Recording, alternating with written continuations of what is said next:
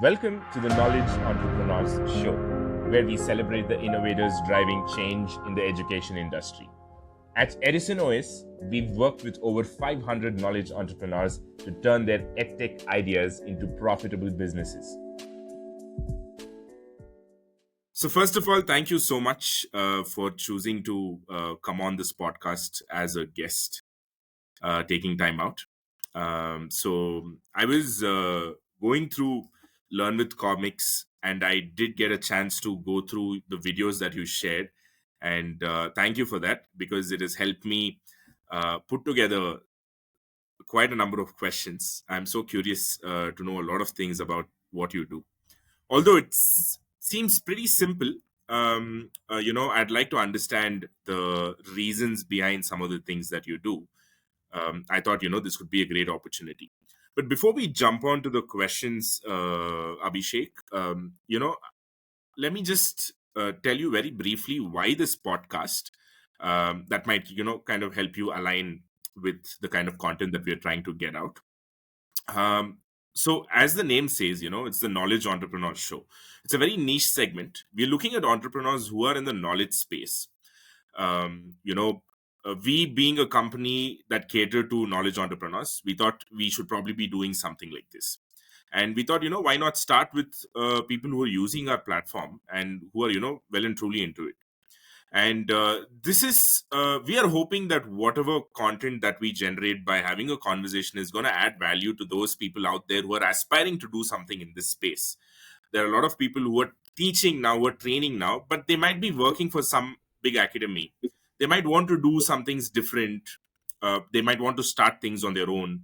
And this could help them figure out whether they would be the right people to do that. Sometimes they would understand that probably this is not their cup of tea. That is also a value add, is how we see.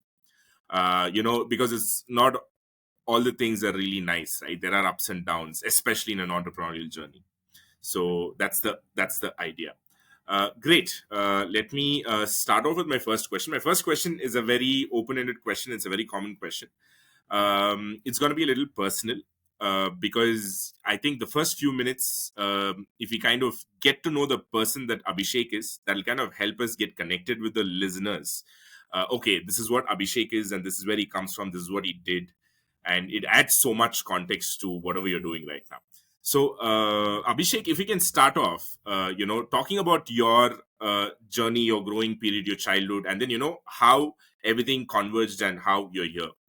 Take as much time as you want to talk about this, because this is probably the most important part of the podcast. Super. First, I just want to thank you guys for having me over. I think this is technically my first podcast. I don't know. So I'm really excited to share my journey. Uh, you know, uh, it's very. My life is kind of different, so I'm going to keep it very brief. Right? I don't want to confuse the audience because I don't know if it's going to be inspiring or discouraging. But yeah. So how entirely everything is started. I was born and raised in Chennai. I was on book, an average student, right? Coming to think of it now, I am extremely intelligent. I was in school as well, but I had one very, very bad habit. I couldn't mug up lessons. I couldn't learn things by heart. Through my school life, it bothered me. I thought I was an idiot because people around me could mug up 3 pages and I could not even mug up 5 lines. True, and it was a trauma through my school life. Only after I finished that, then I went to college. I realized, oh my God, I didn't have to do that. Uh, that's how it began. So my school life as a backbencher. So somebody told me, it's good that you're a backbencher. You'll strive to succeed in life.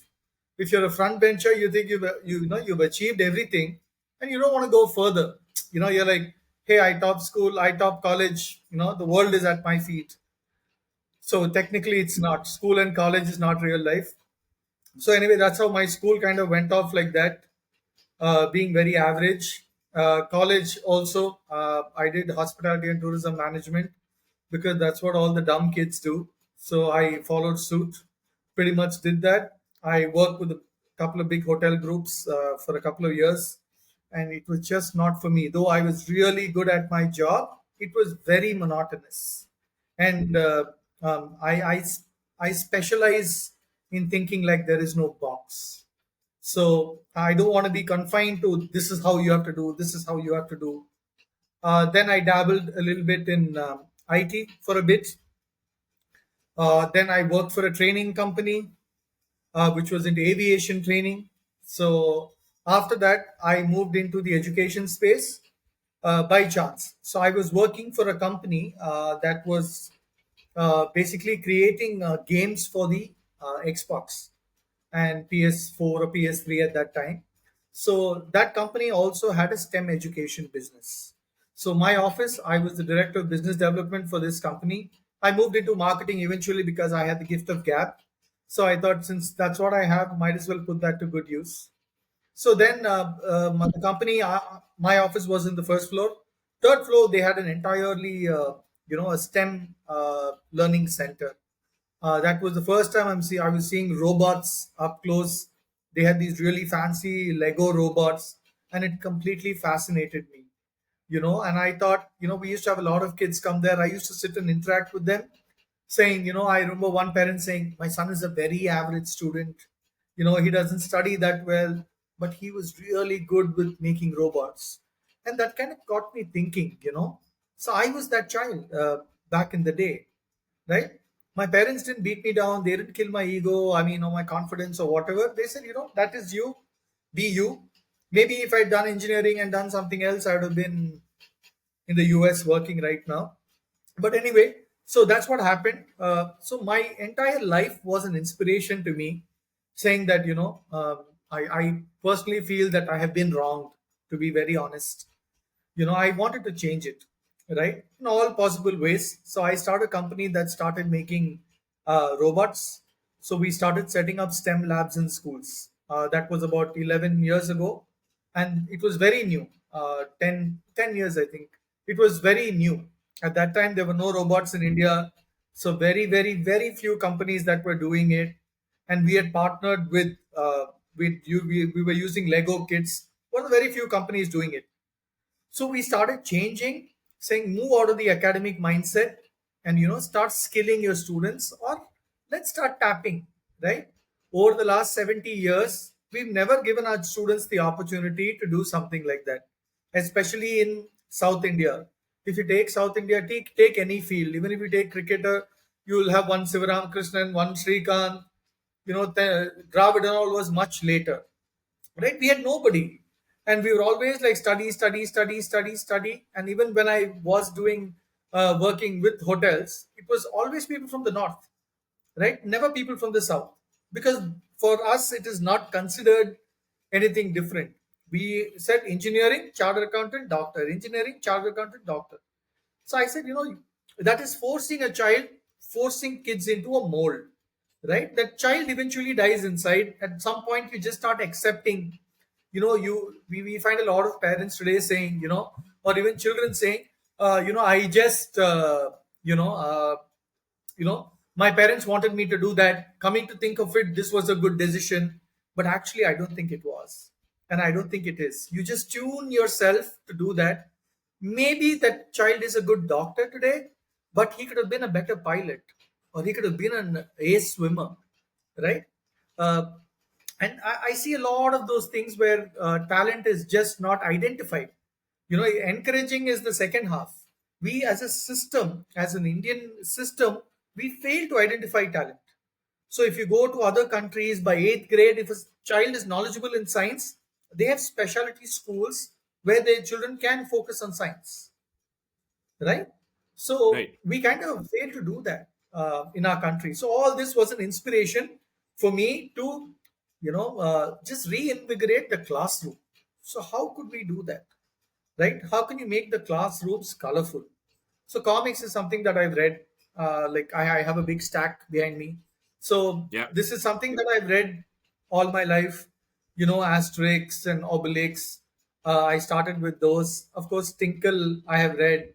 Archie comics at a certain age. Champak, Chanda Mama, pretty much anything with cartoons we've read as a child. My dad used to get all those books.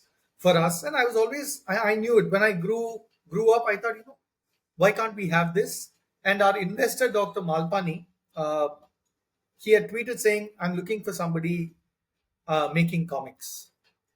I want somebody to Oh, use and make comics." So it was a tweet. So it was during COVID, the end of COVID. I had shut down my company because all schools were shut and all our labs were shut. So I was pretty much unemployed. So I saw the tweet and said, okay, I'll do it. Because by the time I was making some comics at home, you know, just, make some political commentary or random stuff. I was just making comics and I thought, okay, serendipity, somebody wants it. So I just right. reached out to him and said, I'll make comics. He called me and that was December 1st, I think, 2020. So by December 31st, we had our website up and the first comic going. So I'm just Wow. an amateur illustrator. I'm not a great artist. Okay. So then we had to put together a team and it just began like that. So it's been almost 2.5 years now, Great. 2 years and a few months. And we have around 3,000 comics on our website. We have few languages: Tamil, English, Hindi, Telugu, a few in Malayalam. So it's been like a crazy journey in my life. So an average Indian parent wouldn't want anybody to, any of their children to be like me. Okay. But yeah, it's Um, been it's been a good ride. In a nutshell, this is what it is all about. got it. Got it, Abhishek. Thank you for that. So you said roughly about 10 years back, 2013, that's when you, encountered this robotics in the third floor of wherever you were working, right? First floor you were working, and then third floor this happened. So when did you take uh, decisive action since then towards this journey? Like, say, I think So what happened out of that was STEM labs, right? You got yeah, into STEM so labs, that company was not doing very well. right? So they wanted to shut it down. Okay, So I that said, company, the third floor that you saw, they wanted to yeah, shut it down. Okay, yeah. They had in about a year, they had only one school. It okay, was not very popular that time. People were not willing to pay. okay, They were asking for 300 rupees a month back then, okay, which was a very princely sum. People still don't pay that today, but they were not able to sell. okay. So I asked them, okay, we had some financial transaction also with them. So I said, can I do this? Can you give me your Hmm, kits? So they gave those kits. hmm. So I said, okay, this is something because I played with Legos all my life, Okay. but we didn't have moving Legos back in the day. We just had Hmm, normal Lego. So I was hmm. familiar with Lego, and I know how excited I would be when I got a Lego kit. Usually it would be from parents traveling abroad or cousins or uncles or somebody sending it. It was not even available in India back then. So then I thought, okay, this is something revolutionary. It was Lego education. Lego has an entire department for education. So I thought this is something really fascinating that our children should experience. And each of those robotic kits were 35, 40,000 rupees, right? You can't Wow. afford it, right? It's still Yeah, yeah. 45,000 rupees today. Nobody can afford it. So I Hmm, thought, if you give it as 300 rupees a month, hmm. and if you're doing something like that, it would be amazing. Offering it, subsidizing it, basically, 300 rupees a month or something. So within 3, 4 months, we had started this. So and I had no idea about schools, right? So where will I go market? Who am I going to see? So I had a friend who's a photographer, friend of a friend. So he used to go to schools and talk about the environment. Hmm. He's a some photographer. So he sent me a list of schools and numbers Right. and said, these are the list of school principals and their names and numbers. Why don't you give it a shot? And he marked 4, 5 names saying these are the toughest principals to crack. You Okay. know, so don't go to those schools last. So I said, Okay. okay. So I picked one of the first toughest schools. Because if you're able to convince a tough Yeah. school, other Yeah. schools are easy to convince. But Yeah. if you fail to convince an easy school, you're not going to be motivated. So I Right. picked that first school. So I wrote to brother in that school. He said, "Come give me a demo." So I took a robot, put it on his table. The robot, he had a huge table. So it was Right. a line sensing robot. So it could, if there is nothing under the robot, it would stop the sensor. Mm. So it moved to the end of his table, which was a 7 foot table, 7 feet wide table. It went from point A to point B and stopped perfectly at point B. Right. And brother was absolutely stunned. He said, "Okay, I love this. Okay, you send me a letter. Tell me how much you want. You put it on a letter and send it. Let me send it to the parents, and give me 10 days. We'll get back to you." Okay. So I thought, okay, and this was a school in Trichy. Okay. I'm from Chennai. I had never been to Trichy in my life. Okay. So I thought, okay, there's a first time for everything. I had a friend living there. I called her, said, "Can I come and stay over at your place? If I Hmm. get it." She said, "Yeah, come over, come over." So I started that. 10 days later, I got a call from father. I thought, even if I get 20 students and sorted, let me begin. So I got 375 enrollments, and they had all paid. Wow. And I was Okay. like, wow, really? So, and father said, "I'm not going to pay you fully. So you come and meet me. I want to see how you do." I said, "Don't pay me for the first month. And, we'll just start the classes." So for that, we needed an engineer and train him. So we found an engineer, trained him for a month on how to use it. He was an amazing engineer who runs a very, very successful company today. Hmm. So he was the first guy we hired, and that's how the journey began. So then, over the last till COVID, we were running that very successfully. After Okay. that, it didn't make sense Right. because people have moved digital. They don't want anything physical. It's just picking up. Physical classes are just picking up right now after Right. many, many, many years. So we started with that. Then comics came through. Then over the last year, we've been mixing electronics and comics. So most of my team are engineers. Got it. My co-founder is an embedded engineer. So what we thought, we'll teach electronics to kids using Right. comics. Mm. So that's more fun. Because electronics can be dry. The end product is superb, right? Sensor and all that is absolutely fascinating. But if you don't have Mm. an interest, it won't be fun. So now we mixed that too. So that's picking up pretty decently. So that's the second significant half of my life and career. Got it, Abhishek. So I'm just gonna like touch upon one last time on the first project that you started, right, with the robots. So you went to the school. So what exactly did you offer for that 300 rupees per month? So you had one device, right? One set, the physical set, and you would use that to address a bunch of kids there in the school, teach them. Correct. No, we had 10 kids, 10 kids. Okay. total of 10 Okay. kids. So each kid could fit in around 4 or 5 children. Technically three, but in Uh, India you can put around four because entirely new, got right? it. And Ideally, each of this kit was costing 30-40K. yeah, 45K even today. Back then also it was 35-40K. Got it. So Hmm. they call the Lego EV3s. They're Okay. amazing. They're absolutely amazing. Okay. So that we started out, and we got 9 to 5 on Saturdays. Ah, got So it. we used to have 1 hour classes for different Mhm. batches. So Okay. with 10 kids, 30 we could do in a batch. So Okay. we would have around 6, 7 batches. Some would Okay. have on Sunday. Some opted for Sunday. Some opted for Saturday. So it Okay. was post school activity. Okay. So from then we thought, why can't we schools give us a space, where we can set up a small lab, Got it. where children can learn different things and all that. Right. That also worked. That was pretty good. But then, from a business standpoint, that was not very scalable. And Mm. from a school standpoint, they could not allot time, Mm. right? Technically, 45 minutes for anything is very less.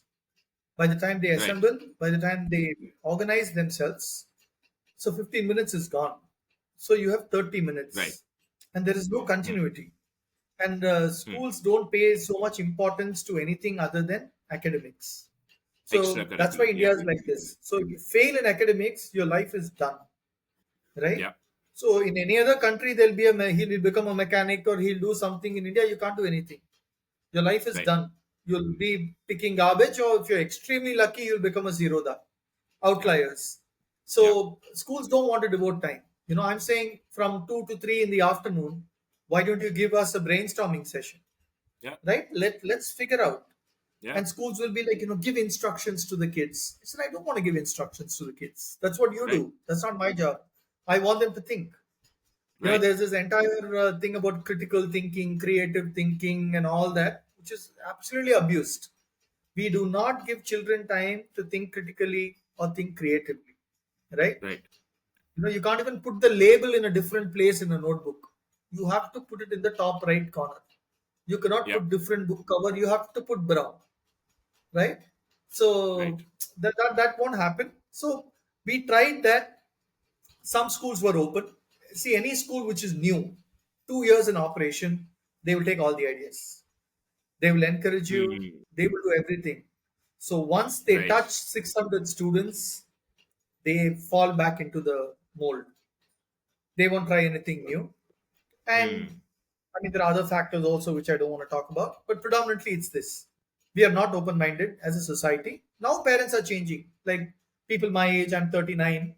So people my age are kind of changing. They don't want their children to go through the same grind.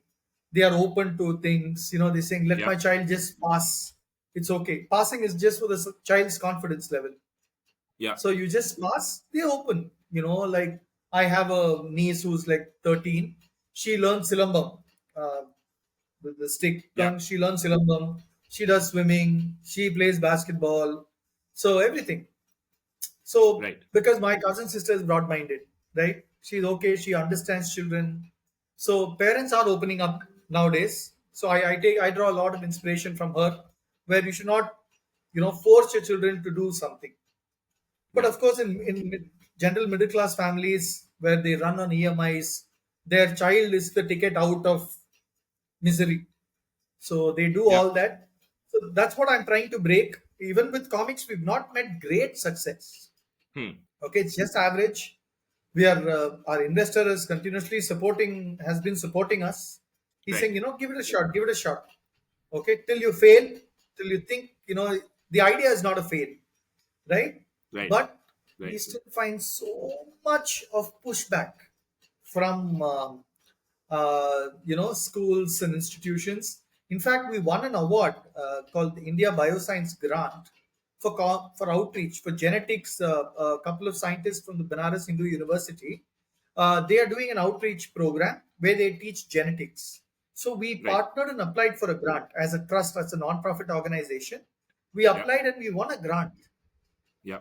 to teach genetics through comics. So academia believes that comics are a great way to, if I can teach genetics, a university and a big organization, I think comics will work. But at a school level, we believe it won't work, right? And these scientists are extremely intelligent, academically very successful scientists, but they believe that comics will work because they've been through the grind. Right. But we find a lot of resistance from Resistance. Yeah. schools. A lot, right? They don't want anything other than academics. If I make comics, 10 standard question paper into comics, they might take it. But they Got don't it. want anything. The word fun should be absolutely eradicated. So Got it, that Abhishek. that that's the journey so far, and we are doing it still. No, I'm sure, even when you started off with your robotics lesson, I'm sure, whatever you managed to do so far, a lot of kids must have seen the spark, and you might have actually inspired a lot of them to take up something on those lines. Now, what it's been like 7, 8 years. So you might, if you go back, you might find them doing some great stuff. So I think you can definitely take credit for that.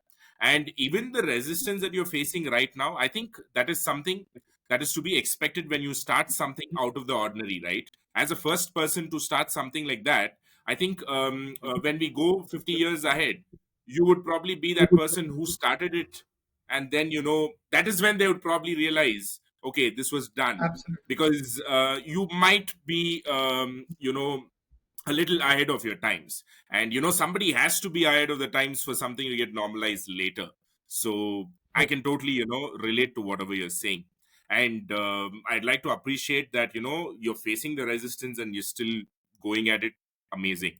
Um, because I'd like to bring this point. It's a little off the topic, but still, I think it deserves a mention at least. I had a podcast with a person named Indrajit Balotia. He's from Calcutta, and he's a professional golfer. He was a professional golfer. He runs a golf academy, and he runs something called as Champ for Life. uh, Champ for Life is especially for people, students who want to focus more on sport, but the fear that comes with sport, right? um, you Everybody is not going to be able to make it big. It's a game of probability, right? Somebody is going to lose out, but what is the backup for them?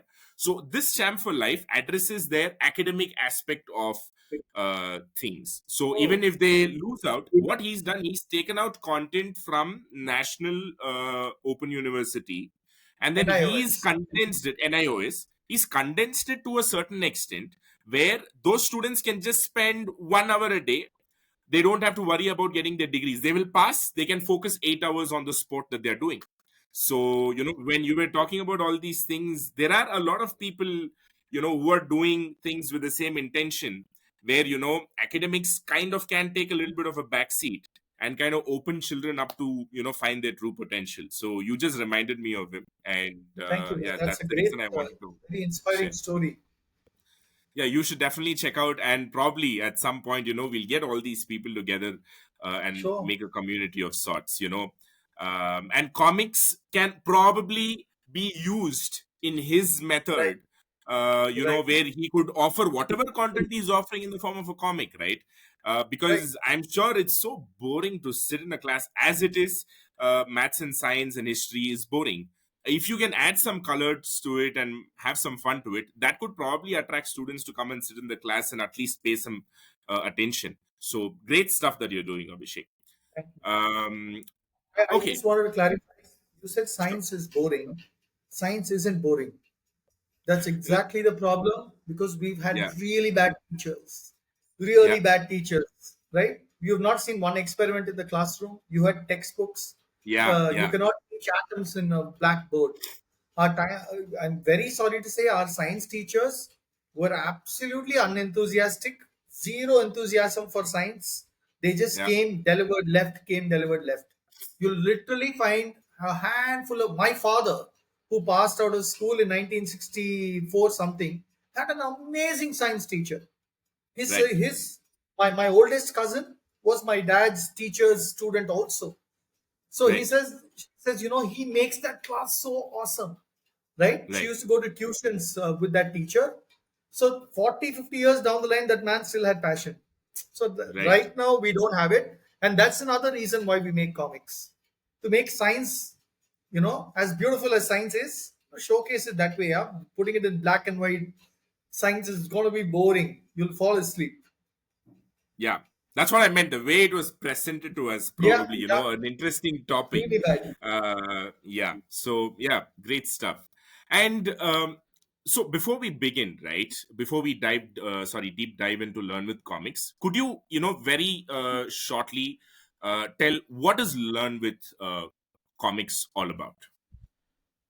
So basically, comics, we want it to be used as a teaching tool in the classroom, to basically engage students, support their learning.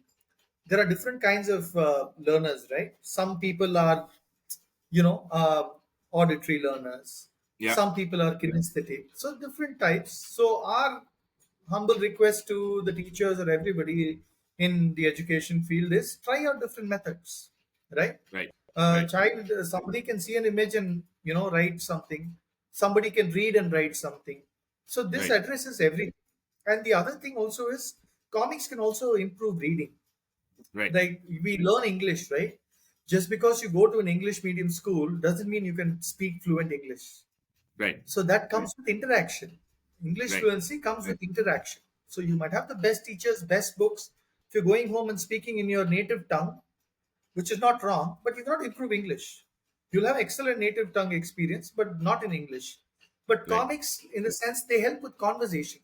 You read to Abhishek and Jagmohan speaking. So I'll be, Mm. hey, how are you? What are you doing? So he Right. knows, oh, this is how I communicate. So that helps with communication as well. And we try to, we put ourselves in the student's shoes when we are writing, right? Right. So when we are making a comic, we'll be like, I don't understand how balancing the equation works. Mm. So we give a real life example in a comic, saying that this is what it is. Assume you go to the market. This is what you do. Right. So a child will understand. We connect it to real world experiences where it's more relatable for the child to understand a concept, which can happen with comics. And with comics, you can in my thing is you can get 30-40 marks to pass with Right. basically going through a comic, right? What do teachers do in class? They tell you these are the important questions, right then. So how is that academically challenging? And Yeah. comics also can be used as an assessment tool. Imagine you can just draw stick figures. Okay, anybody can draw a stick figure. The worst artist in the world can Right. draw a stick figure. So I tell a Yeah. child, make a comic using stick figures and tell me what you understood about a certain topic. Okay. If Mm. you have to make a comic, even using stick figures, if you don't know the subject, you cannot make it. Right? Right. Whereas you can pass a test with 100 marks without having zero knowledge about the subject. You can merely learn a formula. They learn math. Math sums are mugged up step by step. 14 steps. If you ask this question, they mug up 14 steps, right? Because even if you attempt half, you'll get half mark or Yes. certain marks Yes. you get. Yeah. So that is what we do. Nobody will address it. So we wanted to break all this, right? We don't want the next generation of children who are created as bots, to Right. work. Right. So we want them to think independently. Thinking independently does not mean rebelling. Right. Thinking that every brain has a job, right? Let the brain do its job.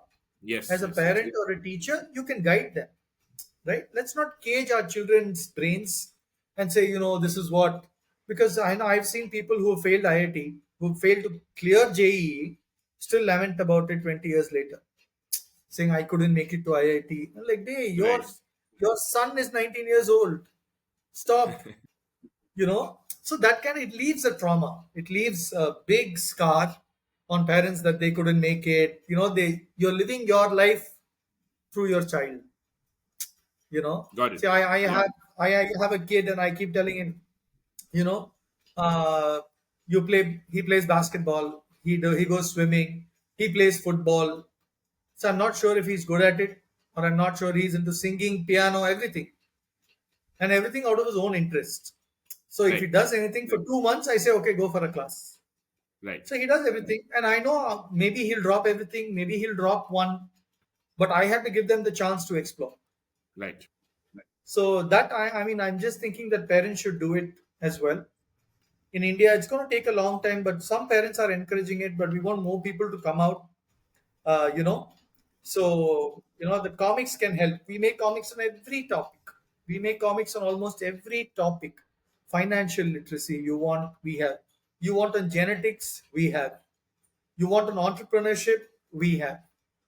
Chemistry, physics, math, whatever you want. You know, Got it. encourage your children to read a comic. There's nothing wrong. Today, people don't read comics. It's gone. Children don't read at all. So we are trying to get back that habit first. Only if they're reading, they're going to read comics. They're not even reading. Right. School library, nothing. NEP and all has a lot of things. But who has time for a library period? Invariably is taken by another teacher for some class. PT class is taken by another teacher mostly. Like, towards the end of the academic year, it's gone. So Right. we are trying to, break that mold, saying, think differently, start with comics. So that's the Got whole, it. Abhishek. it's trying to change the whole ecosystem actually. Got it. Great. So, am I right? Please correct me if I'm wrong. Learn with Comics is a not-for-profit. Yes, it's a Okay, not for great. profit. Uh, okay, I'd like to start off my question from here because I'll tell you why also. Anybody that I've spoken to so far, right? I mean, they're all knowledge entrepreneurs, no doubt. They are working in the education space. But as noble a cause might be, money and monetary benefits are also equally important. And I'm asking you this out of genuine curiosity. How does a not for profit company work? Yes, I know what you're doing, but the team that is working, that is responsible for this company, also have their lives, right? So how does it all work? So if I take, we have a team of 10 or 14 full-time, part-time employees. They all Right. get paid, as much as industry standards, maybe 10, 15% less. Okay. And but these are people who have some mission in their life, Okay. right? These people have been wronged. The education system is wrong. Life has wronged them, right? Hmm. These people want to make a difference to society, right? Right. So my co-founder is an embedded engineer. Okay. I dragged her. Three or four people who make our comics are engineers Okay. who worked in IT firms, and they're like, this is not my cup of tea. This is Right. not what we want to do. And these Right. people go to schools also and take classes with Right. comics, right? They want to give back to society, and we don't hold anybody back. Right. Like illustrators and all that, they work for us. So our team, there's a lot of churn, right? Right. They come in, they put 1 year, they go out. We encourage them to do it because a lot of these people are in a very burnout stage these days. Right. Like post COVID, they're all in a very burnout stage. So these kind of people come and volunteer with us, predominantly voluntary driven. Ha. So uh, maybe 40% of the team is volunteer driven, but we still Okay. pay them. A lot of people think non-profit, matlab we work on a loss. Not really. When you say non-profit, our aim is not to make a profit. But as you said, we still have Hmm. mouths to feed. Like I Yeah. take a very, very low salary. So if I, Okay. whatever I take in the industry, I take probably 10% of that. Right? Oh my So God. this is Okay. what it is. Me, A bare my minimum you're co-founder, talking about. I beg your pardon. 10% of the industry standards is what you said, not 10% less than the industry standards. 10% is what I take. It's absolutely Yeah. pretty much nothing. Bare But minimum. yes, bare minimum to survive, to pay my bills. That's about it, right? Okay. But we are going to leave an impact. We are going to change the way education is in the country.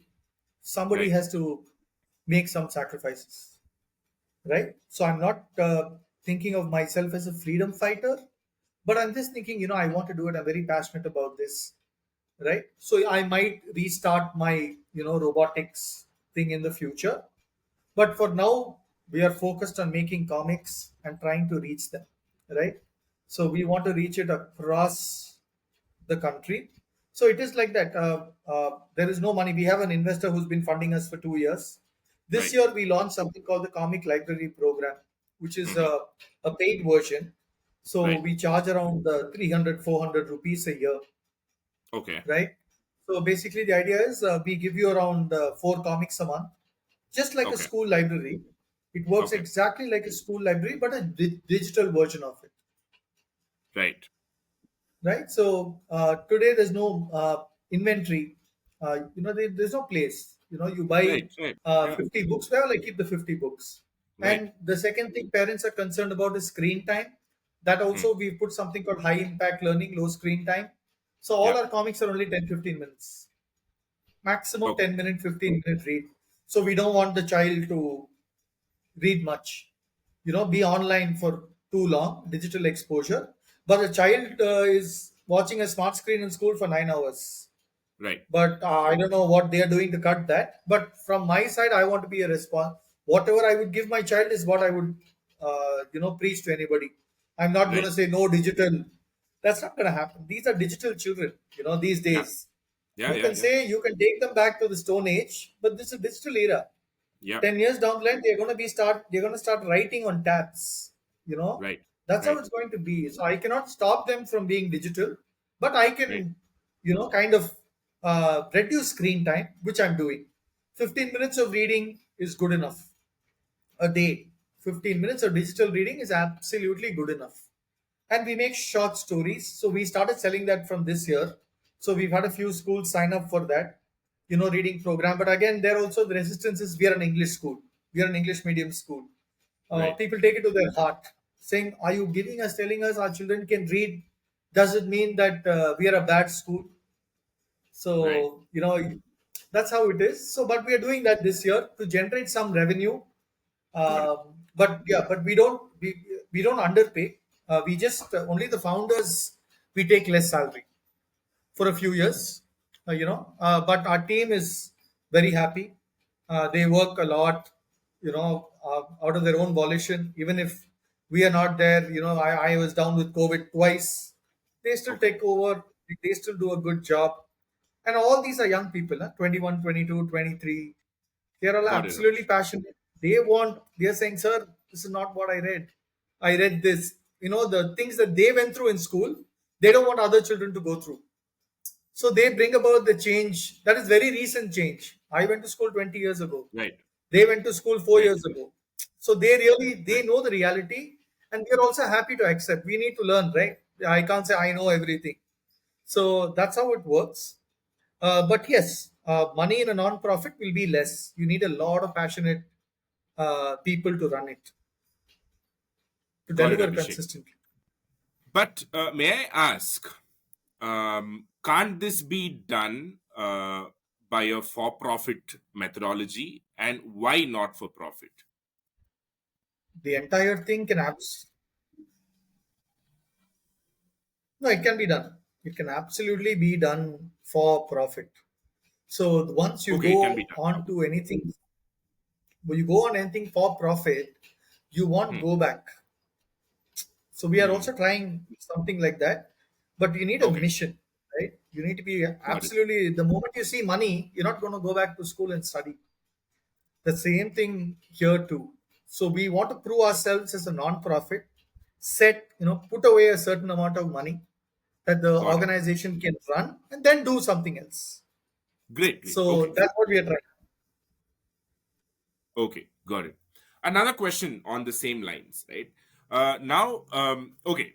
Honestly, this is the first time I'm kind of coming to know. I've heard of Dr. Malpani a lot of times. I've seen his posts on LinkedIn and Twitter and all those things. And investors, we usually know that they are in for the business, they are in for the money. Now, I mean, how is it working for him investing in a not-for-profit? So, is he just allocating a certain amount of his funds just for the good causes and stuff like that? Is that the norm as well? Yeah, I mean, Dr. Malpani supports a lot of initiatives. He's Okay, currently working another one called Apni Pathshala, setting up small community learning centers. okay, So he funds it out of his own pocket. wow, Everything from whatever he earns every year, he puts away a certain amount towards okay, social empowerment.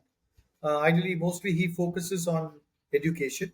okay, So he runs a few, I think four or five, other hmm, than us. He funds quite a few ventures, okay, and he's been absolutely encouraging. Without his support, and we also learn a lot from him, right? So right, with him, it's not like I'm an investor, you do what I tell you. It's okay, always back and forth. You give an idea, he will say, "Prove it to me." So we go back. It's like a two-way street. So thankfully, he's allowed us to explore. In fact, sometimes when we kind of stagnate, right? hmm, He'll be like, "Why aren't you experimenting?" I'm like, "No, I actually have a flow. I'm happy." He's like, "Come on, you need to experiment." That's the whole idea. You don't become the person that you were opposing some time back. So we right. have a very healthy relationship, and I mean that's how we've been able to go so far. Got it, Abhishek. And I was watching one of your videos, and you said that your goal is to reach 40,000 comics.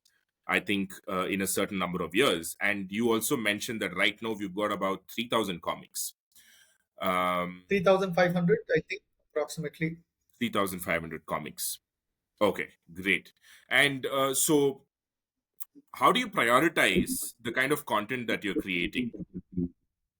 So, do you first focus on maths, physics, or is it an equal distribution? What are the topics that you cover? How do you prioritize each of the topics? Okay, so that is very challenging. In fact, we just put out a tweet on our learnings today. So Hmm. that was very tough. We started Okay. making three topics a day. First, we thought we'll go deep. Then we Hmm. thought, we'll go wide. So then Hmm. we thought we'll do multiple languages. So it was chaos. The first 4 5 months was chaos. So we thought we'll Right. do six standard. Ideally, it Right. is subject by subject, chapter by Right. chapter, Right. or unit, whatever. That's how you have to go. So, But which grade you start off from? First now we grade, have second 1 grade. to 10. 1 to 10. Okay. So imagine you start from sixth standard, you have to do seven subjects or eight subjects. Each subject will Hmm. have about 15 chapters. Imagine I'm Hmm. doing only sixth standard. So Hmm. I Hmm. become a website with sixth standard comics, Hmm. Hmm. right? So I can't do that. So I have to do Right. sixth standard one, seventh standard one, eighth standard one.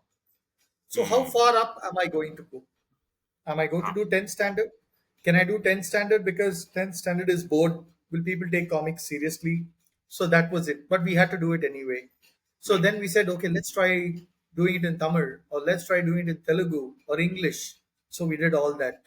So I remember a very old Tamil joke. So from a movie where the guy says, we used to fill petrol in the car, we used to fill kerosene in the car. Now the car doesn't know whether it's running on petrol or kerosene. It's a very down the money joke. But yeah, that's what the first 4 months was like that. So we're like, we didn't know what's happening, right? So we were doing everything. We were doing everything. We were literally all over the place. And one day Hmm. we sat down and said, listen, we need to stop. What are Hmm. we going to do? So Hmm. let's focus. Let's have smaller actionable goals, Hmm. right? Weekly. So let's put, say, we'll cover these chapters in sixth standard, these chapters in seventh, these in eighth. Hmm. So we started working, prioritizing what will go. Whatever we Right. create that week has to go out that week. Because comic making is not just comic making. Storyboarding is there. Yeah. After that, you have to Yeah. do the script is there. Then after the comic is done, editing has to be done with the text. So all that is there. Then the back end is there. We'll have to upload it on the site. Then the Hmm. database gets involved. Where are you going to store it? Where are we going to put it? It's a lot of work. Right. So from point a day it's completed, it takes about 8 to 10 days for the comic to come out. Okay. And we didn't have too many editors, right? Hmm. So how can an editor edit 30 comics a week? They can't Right. do that. So our Right. speed reduced. Hmm. So we didn't know what to do. So when will we achieve? It would take us 2 years to finish all that. It took us about a Right. year, but it would, So we start prioritizing. So it is you. There's no standard, no how to make a comic. We are the first company in India making comics for education in the entire Got it. country. So there is no. We are the pioneers, and we should only set a standard. And we didn't know what to do because we were Right. also new. So it was a Right. very challenging phase. But now, after like 5 6 iterations on the website, we Hmm. finally partially arrived, and we Okay. have miles to go. I think from here, because it's like it's a lot of work. You need to prioritize what you're going to Got it. do, how you're going to do, who's going to do it, small actionable goals. These are the key things that you need to remember. So Just now like you any have a other business. roadmap.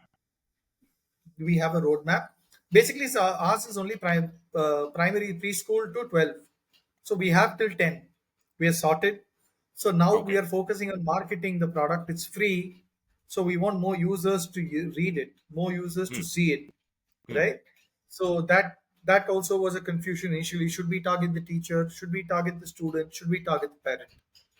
Right. So if it goes to the teacher, they shoot it down immediately, most of them. Some are very very encouraging. We've met some wonderful teachers who've encouraged us, who've contributed to our comics, who've Hmm. spoken about what we do. So there are people who still shoot it down.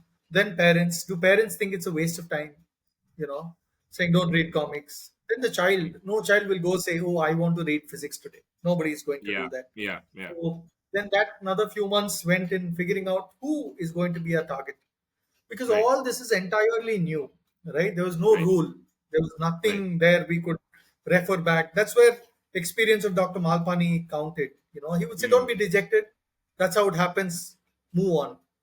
Hmm. So finally we've arrived saying that it's going to be for teachers and students.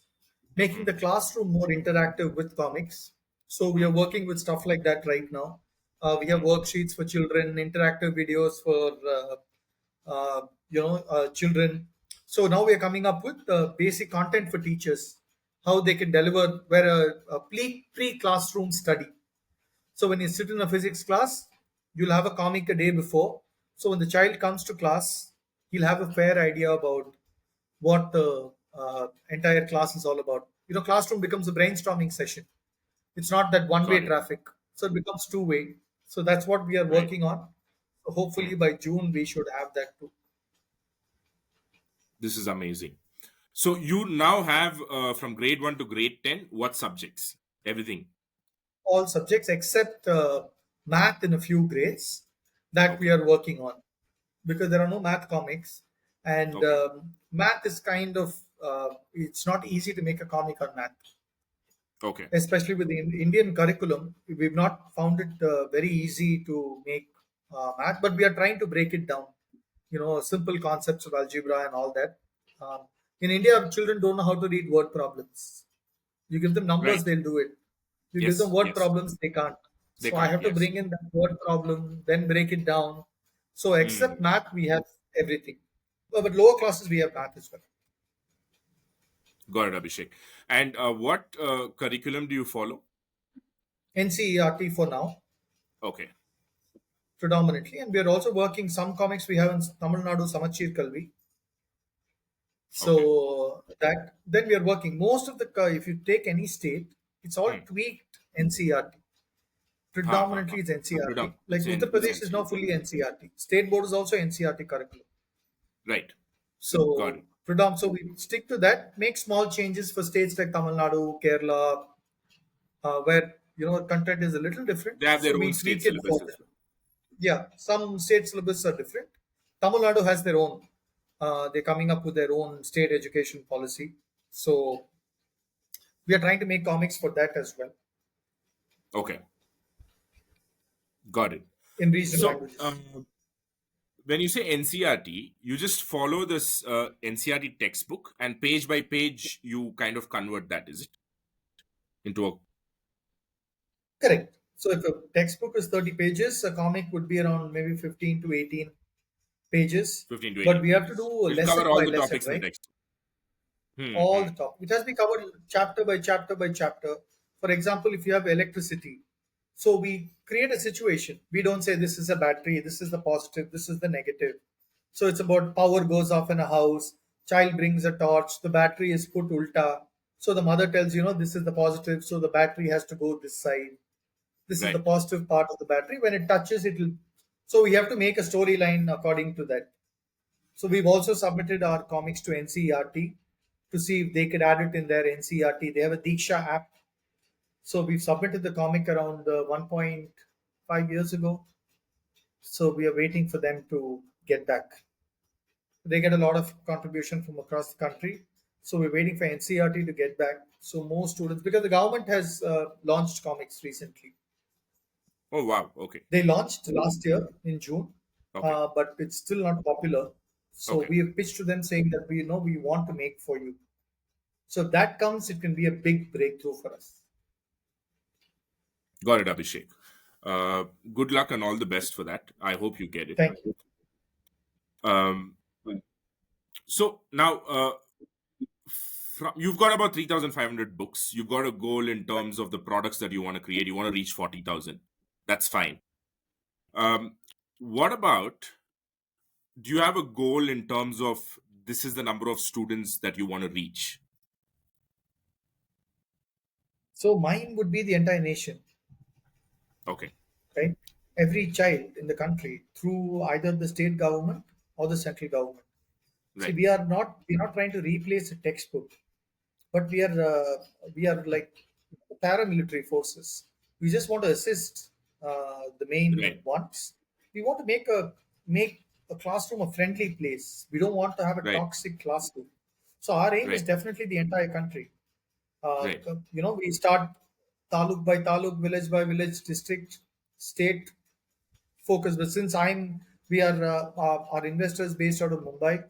My team is spread across India. I work out of Chennai. Right. So for me, it would be Tamil Nadu, Andhra Pradesh, Karnataka because it's closer.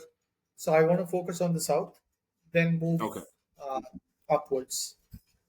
So we Got it. want next few years, at least in the next 24 months, we want to be present in a significant number of schools in Tamil Nadu. So we've done a lot of workshops in schools in Tamil Nadu. So we've had a very positive response from the teachers and the students as well. Very shocking also. We've been to Thoothukudi and all that. We went with Tamil medium books, Tamil Hmm. Hmm. comics. So the teacher said it's a government school in some rural place in Thoothukudi. They said, we don't want Tamil books, we want English books. And we were completely caught off guard because we didn't have anything English. So Right. then, lesson for me, don't underestimate anybody. Hmm. So Hmm. that girl spoke better English than most of the schools I know here. Wow. She spoke in fluent English. She said, "Sir, can I read your comic? I want to say it in front of the entire class." I said, "Absolutely." So they had a smart screen in the school. Okay. So she read the entire comic and she even summarized the entire comic in English. Wow. Okay. So yeah, so Tamil Nadu, maybe we'll reach the government soon, and have first in the next 24 months at least a significant number of schools in Tamil Nadu. We want to be present. Got it, Abhishek. And so when you say, you reach out to these schools in the remotest of places, do you take the printed version of the book or is it still the soft copy? We take some printed versions as well. Huh. So we Right. take like 10, 20 copies so that they can put in the library. The school has one. If Huh. children want to Got take it. it home. Not every place has digital access. Right. Right. Exactly why I asked. Because you said you're only Tamil going Nadu digital, has. right? Tamil Nadu almost has computers in 75% of the schools. Okay. But the internet connection is not there. But the government Hmm. again is working on it in Tamil Nadu. So Okay. most of the schools you see are they have internet. They have easily around 9 to 10 computers, smart boards, and all that. So we are reaching out to both type of schools, ones with smart boards and ones without as well. Got it, Abhishek. And what is your mode of operation as far as go to market is concerned? See, that is a continuous ongoing process, Right. right? If we had cracked it, I'd have been the next Summer Chitrakatha. So we are still trying to address that. It's not. I mean, for a new product, it's always difficult. So we try every single thing. We don't do a lot of paid marketing. Uh, Right. we don't do. We are mostly looking at partnerships with NGOs, Okay. partnership with LMS companies Okay. such as Edison, saying, Right. why don't you put it free? There are a lot of LMS companies across India. So Right. we integrate our content with them. Hmm. So that is one of the easiest ways to go Hmm. through partnerships. Then we also go to schools directly, meet them. Of course, that is not a very viable, scalable objective to go to every single school. So we try Right. to reach Sahodayas. Sahodaya Hmm. CBSE school has a cluster everywhere. Okay. Every state has a cluster. So we Hmm. try and approach them, saying, Hmm. try it out and all that. So predominantly, we have focused only on partnerships, Got it. competitions, and stuff like that. That because that's the easy way to scale to a certain level, and from then we can take off because we don't have marketing spends, right? It's very Right. minimal marketing spends. So we are Got it. just Got it, planning Abhishek. a strategy right now. So hopefully that will tick. And whatever you're offering these schools when you're going, it's all free, right? You're not charging them anything. It's all free. Okay. Despite being free, there is resistance. Absolutely. That is also a big disadvantage. Nobody respects anything that is free. Respects anything that's free. Right. Yeah. Right. I charge 10 rupees for that, they will buy. Okay. And have you started But if marketing you give it for your free, they paid just think thing, it's free. the library stuff that you're talking about, the yearly 300, 400 rupees? Yeah, yeah. You pay, that's why we thought, 300 rupees a year is nothing. It's cheaper Nothing. than a Yeah. parking ticket. Yeah. So we thought, okay, we should put a price because our guys are working really hard. Our artists, our content creators, editors, these are all like our editor is very highly qualified. She's an entrepreneur. Right. She she does this out of passion, Hmm. right? So she doesn't need this, but she's doing it because she loves it. She loves the concept and she really wants to change it. So they all they seek is a little bit of validation, not even appreciation. They don't want to be praised. They just believe that's a great idea and it should work. And as a team, we all believe we are working towards that. Right. So we just look for encouragement, not even appreciation. So I think for that we need to put a small fee so people Right. appreciate the work that we are doing, or rather encourage the work that we are doing. Got it, Abhishek. And you said, you've based this whole creation based on the hills concept, right? High impact learning and then low screen time. Yeah. So can you like elaborate a little bit more on that? Like, did you have to do some special methodology? Did you have to adopt some special methodology to get there, or was it just a thought process? So it began as a thought process. Okay. Then we spoke to some ophthalmologists, and then we spoke to some child educators, people in early space, no, early education space. We Right. asked them because post COVID, it was a Hmm. huge challenge. Everybody was scared to give anything digital to their children, Huh. right? They were all exposed to a lot of digital stuff, right, during COVID. So we were Right. all very scared. So even I was scared personally. So I went Hmm. up, we spoke to all these experts, asked them, what is the ideal time? What Hmm. is the screen time? Then we spoke to parents as well, Hmm. right? We spoke to a lot of parents saying, how much screen time do you give your child a week? Right. 10 minutes, 20 minutes. They said, average, 15 minutes. There's something called the 20-20-20 rule. Okay. You must have seen it. If you're sitting in front of a screen for 20 minutes, move 20 feet away for 20 seconds or something like that. So we Oh, okay. No, adopted this is the something, first it's time called I'm the hearing that. 20-20. Yeah, it's called the 20-20-20 rule. Okay. So that's what. So ophthalmologist said, continuous screen time is not good. So try Mm-hmm. to keep it at 10-15 minutes because you can't deny Okay. the child that, but Right. balance it out. So we thought, okay, 15 minutes is a great time, right? Right. So think that a father or mother is in the kitchen, or Hmm. father or mother, they're at work. That 15 minutes is a great break, right? So we thought that Right. is a perfect time. Whatever the child wants to do, it's good enough to learn, good enough to keep him engaged. That's enough. So we stuck on it. They said 20 minutes is fine, so but we brought it down to 15 minutes. So we don't want the child to spend more time on the phone or laptop or whatever. The idea is to encourage reading. And if you can do that, how does it matter if you can do it in 7 minutes of 70 minutes? Got So it. that was the rationale behind it. And it's not that, it's exactly 15 minutes. It's less than 15 minutes as long as you make sure the topic gets completed. That's how I think, right? Correct. So it's pictorial representation, right? So I don't have to Okay. write a lot. So I can just Right. say lifting 100 kilos of weight. I show a box, 100 kilos written on it. So I don't have to write. Lifting a heavy Hmm. weight and I put the weight on the box. So picture reduces a lot of words. Text is reduced. So we have only like 10, 12 lines of comic technically, maximum 20 lines. So it's easy. You can just run through it really fast. Very interesting. And you said, you have 40% of volunteers, 60% of paid workforce, right? So, what do you do to onboard these volunteers, and how long do they typically work with you? There should be some rotating sort of a thing, right? People come on their No, we own, don't. they just spend 1 week. How's it? Is there a structure to it? Yeah, they just spend. We don't force anybody to spend enough time. Okay. We just say, okay, this is what it is. We Hmm. want third standard completed. Hmm. So before it comes to our experts, the content is created Hmm. by these volunteers. Hmm. They're all working in companies across Hmm. India. Hmm. So Hmm. they create the content. Then it Okay. goes to the educators, Okay. some teachers. We have some volunteer teachers as well, former principals. Okay. So they read our comics. They say, okay, this Right. has to be changed, this has to be changed, this has to be changed. So we Right. put mix all that. So we don't tell them to stay for long. Assignments, usually what happens is they refer another person. Hmm. Whenever they leave, they give us 1 month notice. They'll say, okay, Okay. I have another friend who'll be interested.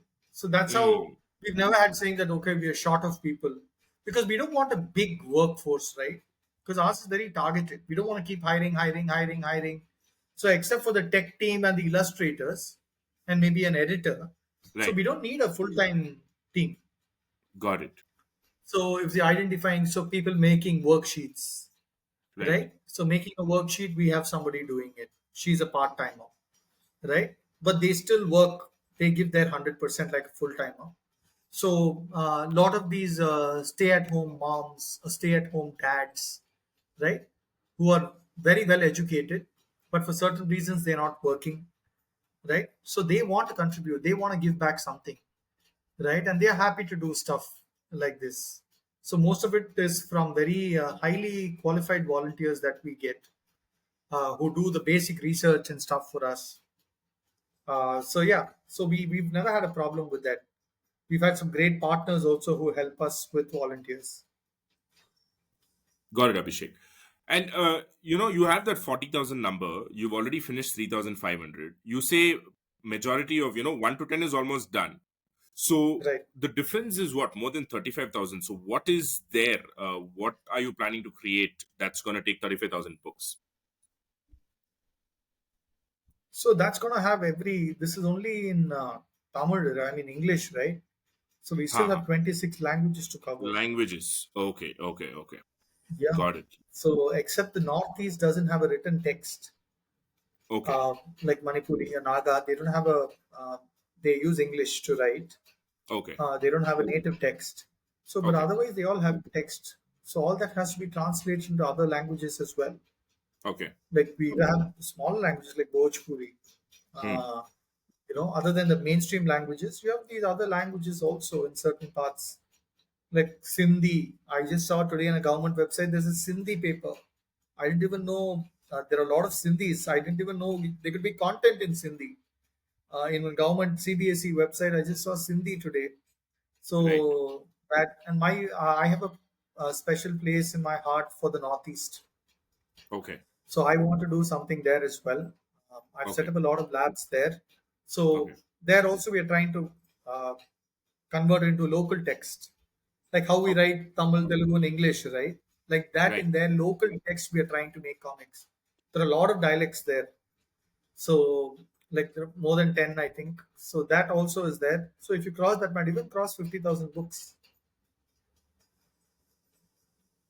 Got it, Abhishek. And you've identified 26 languages so far, is it? I'm sure there are more, but you've brought it down to 26 Yeah, languages is what you're going to target. the mainstream languages. Okay.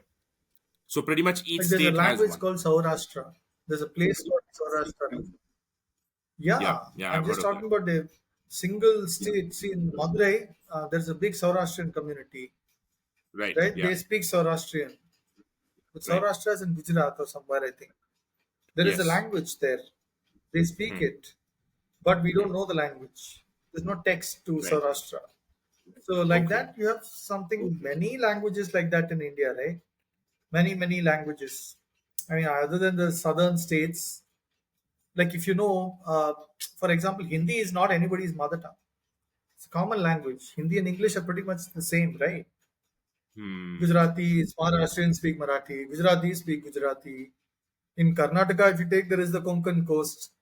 They speak Konkani. They speak Right. Tulu. Right. In Coorg, I don't know what they speak. Coorgi, I'm thinking it's Coorgi, I'm not sure. So they speak one language there. They speak Badagas Marathi. have a language. Right. So we're just focusing on the main languages because Got it. everybody can understand the main language, the root language. So that's our focus right now. But that's going to take a lot of time. Got it, Abhishek.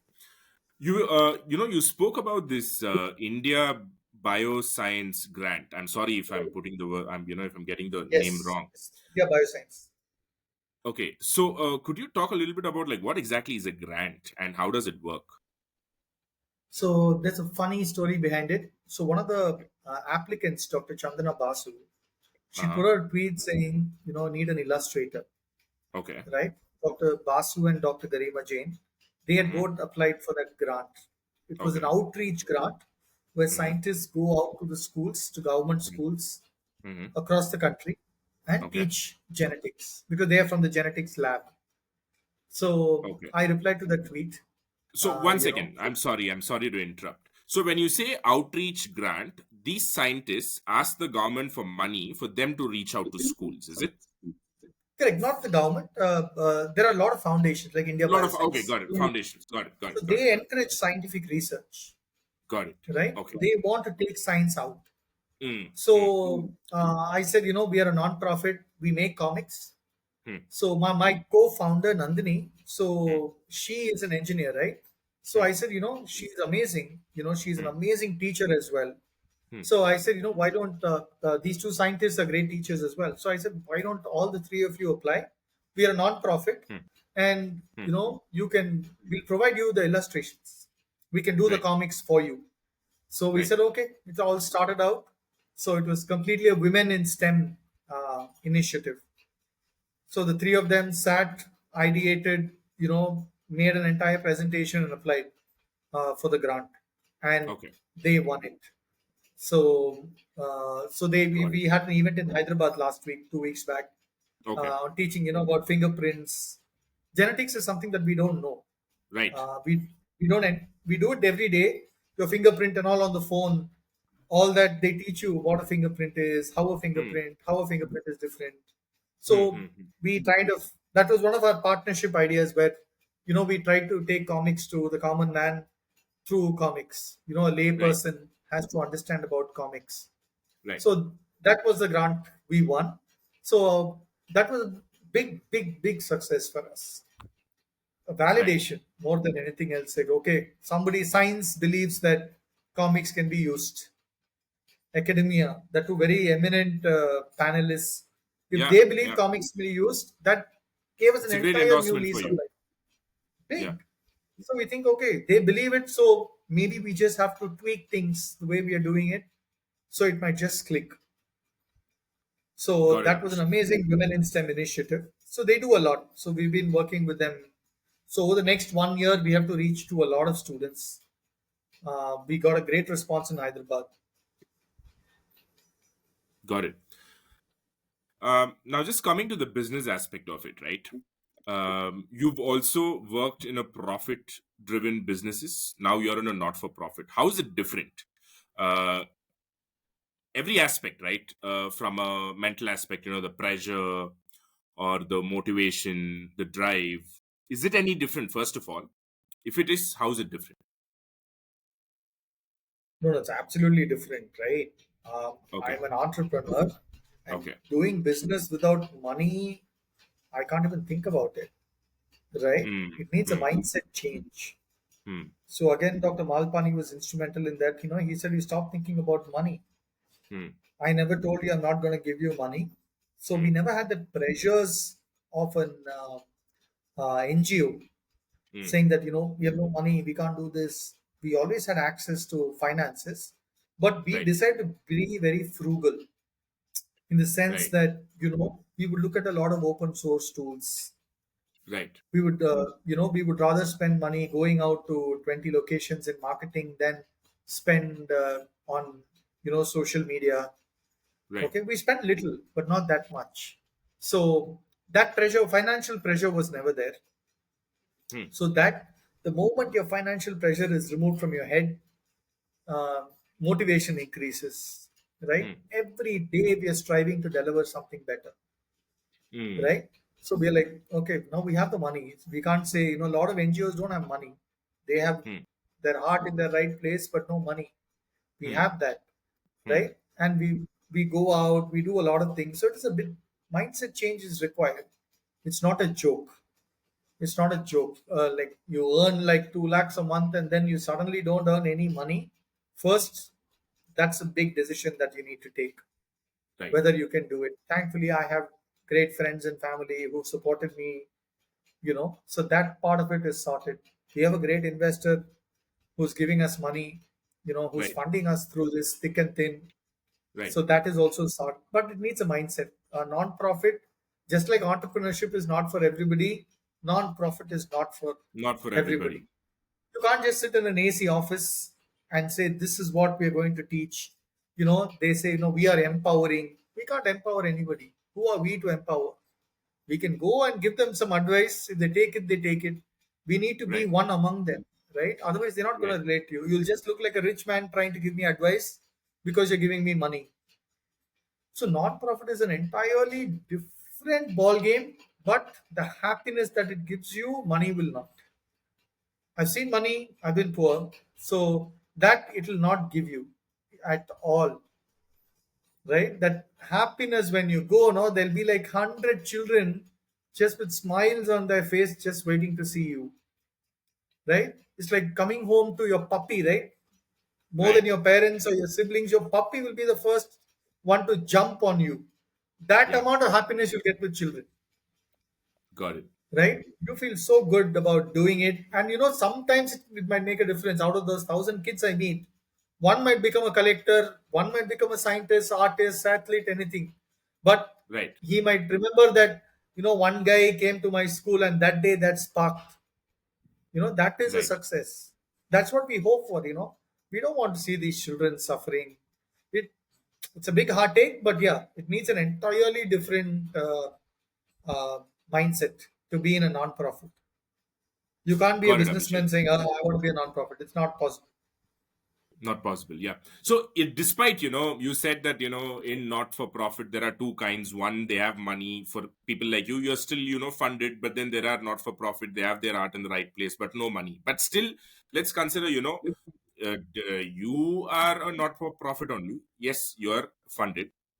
Now, let's say if you were to down the line start a for profit business that is still funded, what are some of the lessons that you'd carry from here to there and that you think will positively impact a for-profit business? Do you become a better business, for-profit business, if you have experience in not-for-profit? No, absolutely. I think I'm lucky that I'm getting both the experience. You become Hmm. more ethical, right? Okay. Hmm. In business, there's always gray. Hmm. Okay, so you can say, "I have this, I don't have this." When you go on to sales, you can just Hmm. make up stuff. It's not a Hmm. lie. It's Hmm. probably a white lie, but Hmm. you still end up doing it, Hmm. right? You, Hmm. you say a lot of things to sell your product, Hmm. but when you go on with an NGO, when you're trying to convince, Hmm. you're a bit more honest, Hmm. right? Because that could impact lives a lot. Right. Even in a for-profit, Right. it'll impact. But Hmm. you'll say, your child will think critically, your child will think creatively. But how can you teach somebody to be creative in all honesty, right? Right. You're either creative or not creative, right? You cannot teach somebody to be creative. Right.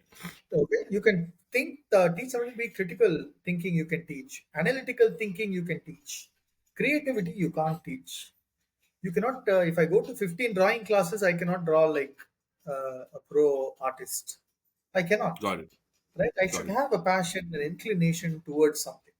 So what happens is when you switch from this to this, and then go back to a for-profit business, two things that I think you learn to be more ethical, right? Hmm. And second thing is you also learn to spend frugally, Right. right? That is something that I've learned. Spending frugally. We can keep hiring, Right. right? But why should I? Do I need it? There are things that I can do, right? So the moment you go to a for-profit company, you'll say, "I need to build a team." Here, there was no team. It was just Nandini and me for the first 6, 7 months, Yeah. right? And one artist, that too part-time. So we said that we don't want. We want weekly goals reached. Then we Right. reached out to teachers, my school teachers here and there. We reached out to teachers. We reached out to Right. volunteers on social media. So we built all that. But if I Right. was in a for-profit company, I Hmm. could just hire people left, right, and center. Right. Right. So that this gives you, imagine we have access to a lot of money. Doesn't mean I Hmm. can just go ask for money every day, right? Because Right. it's somebody else's hard-earned money. I can't Yes. gamble it away. Unless he tells me to gamble it, I won't gamble it. Right. So we are trained to think with whatever money you have, Hmm. how efficient can you be? That NGO will teach you how to connect with people, right? So when you go on, when you go to a classroom, uh, you have to reach out. You have to sit down and speak to the children at their level. You should, Right. it teaches you all that interaction, human interaction, So key is human interaction, building frugally, and definitely more ethical. Got it, Abhishek. Great. Great then. I think I asked you all the questions that I had for you. Is there anything that you want to ask me, or is there anything that you'd want to share to the listeners that would be listening to this in the future? Please, this is your time. Go for it. No, I just want to thank you for the opportunity, and I think you asked all the right questions. This has been, I mean, I've spoken to quite a few people, and I think this was a completely different set of questions what I had, and they're very thought provoking even for me. So I was able to give out a lot of things that I've been wanting to say. So I think it was perfect. There Got was it. no Thank you, interruption, and I Abhishek. went on a rant, but it was good. I really enjoyed. I mean, your questions were really very interesting, very pointed. Rather than saying "tell us how you feel," so it's very pointed, and I'm very very happy that I could get a lot of points across. Maybe somebody will learn something from this. I'm sure. Maybe Yeah. not.